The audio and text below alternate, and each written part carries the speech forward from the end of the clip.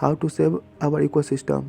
Ecosystem is a system in which living and non-living components interact. It can also be described as a community of organisms that live together along with the non-living things. Community can have different meaning depending on the context of a toxic. Here community is simply a group of different species living in a system. The study of relationship between living and non-living component present in the ecosystem is called ecology. In ecology, living and non-living component are referred to as biotic and abiotic component respectively. Biotic component include human, wild animal, bird, plant, microorganism. Abiotic component include air, water, soil, and other physical and chemical isotopes available in the environment. There are several types of ecosystem present in our environment, and all the different ecosystems have different species of animal and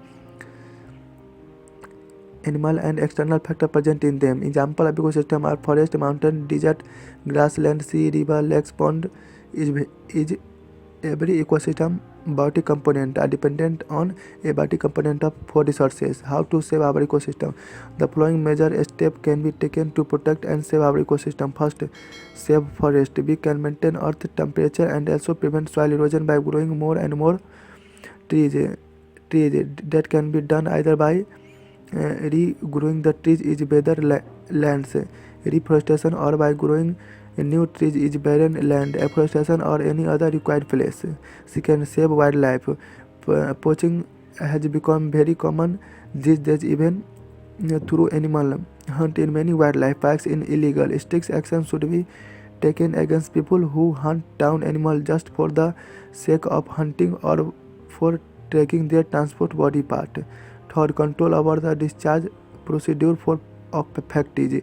Factories discharge harmful chemical directly into nearby water bodies or the open lands. This causes water and soil pollution both. Many factory wastes are not treated properly and are just thrown away directly. The authorized should keep an eye on the discharge procedure of factories. 4.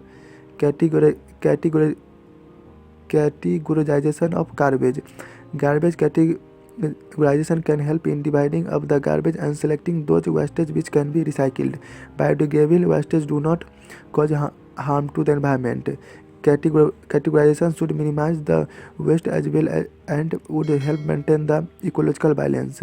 Fifth, clean industry. Developing more and more environment-friendly industries will minimize the pollutants produced by them.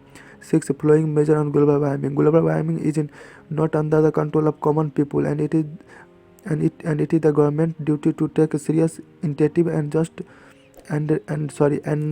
not just take parts of global summit for the sake of discussion alone. 7.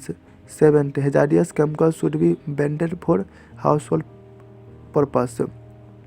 Should use DDT powder is most quantity to kill insects and prevent them from getting inside their house. DDT is a very harmful chemical and its effect stays for a very long period of time, affecting human health. Too many countries like the USA have already banned DDT. Alternative chemicals which are the less harmful should be used.